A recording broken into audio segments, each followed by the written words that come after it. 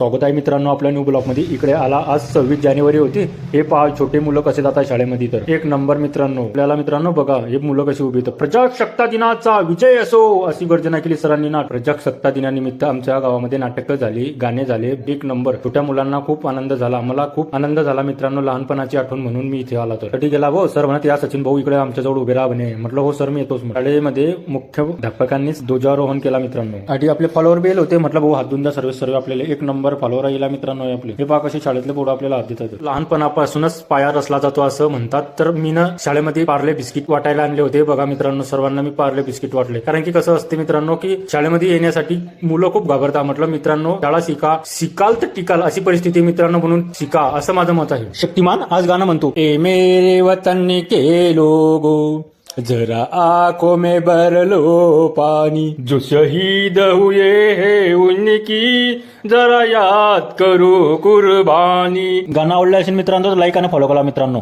Please.